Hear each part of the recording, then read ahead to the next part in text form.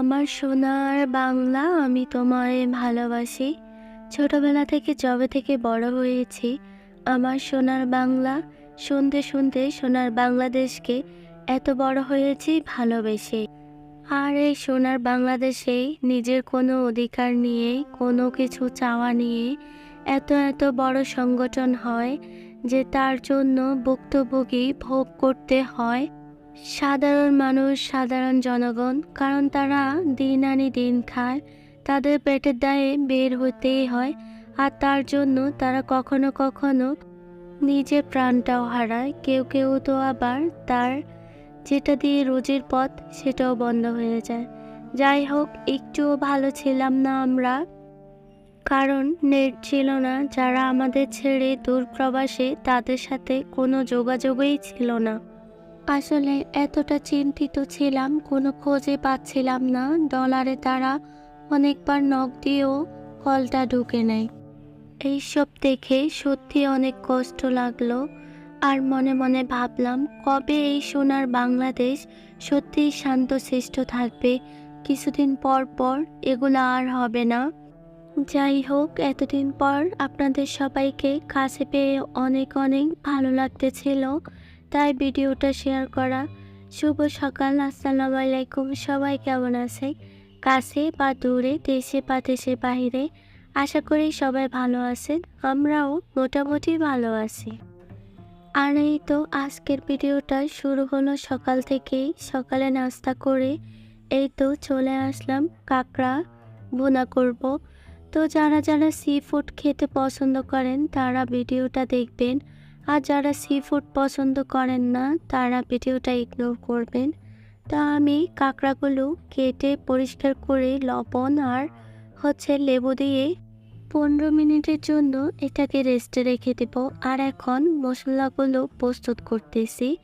কাঁচা লঙ্কা, শুকনো লঙ্কা, জিরা, আদা, রসুন একসাথে বেটে নেব।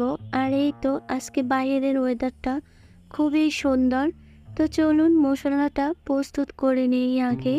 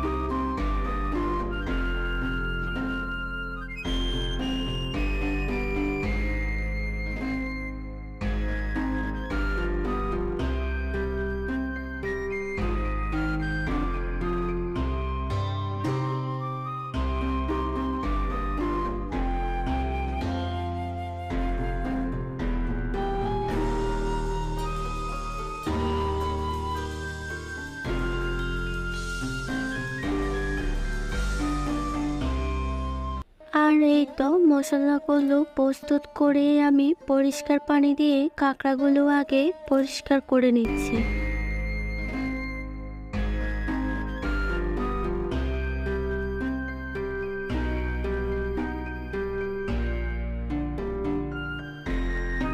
পরিষ্কার করে হলুদ লবণ দিয়ে ভালো করে এটাকে ঝাঁকিয়ে ঝাঁকিয়ে মেখে নিয়েছি।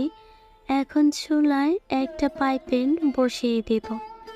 তেল দিয়ে তারপর আমি কাঁকড়াগুলো একদম চিংড়ি মাছের মতো মচমচা করে ভেজে নেব।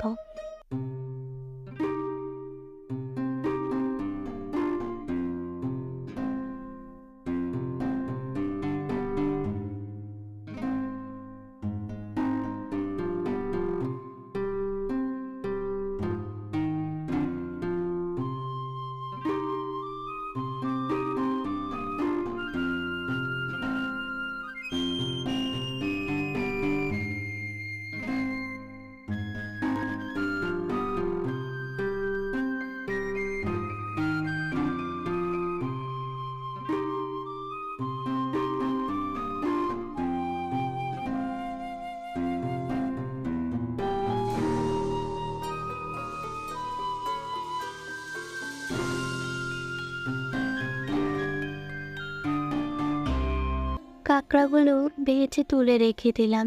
এখন তেজপাতা, দারচিনি, এলাচ আমি একটু ভেজে নেব।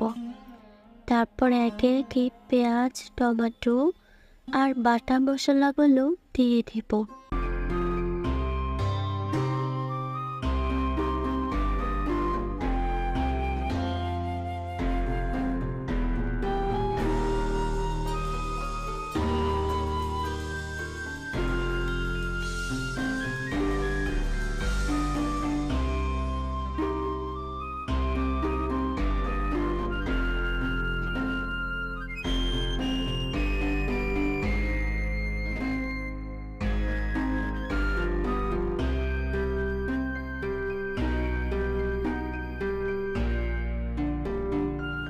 সি ফুড খাবারগুলো একটু স্পাইসি হলে মজা, তাই আমি একটু লঙ্কার গুঁড়ো বেশি দিয়েছি। আপনারা যদি ঝাল কম খান তাহলে ঝালটা কম দিবেন।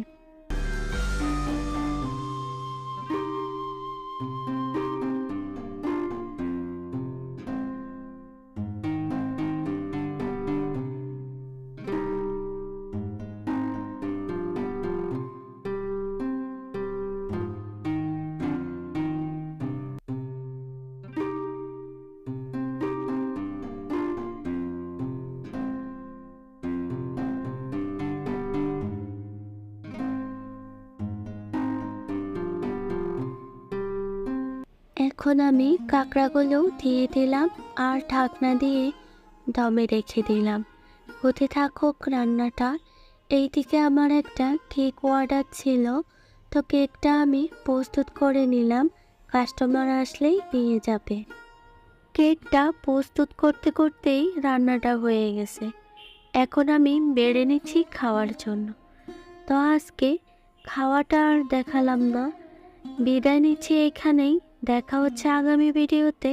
আল্লাহ হাফেজ।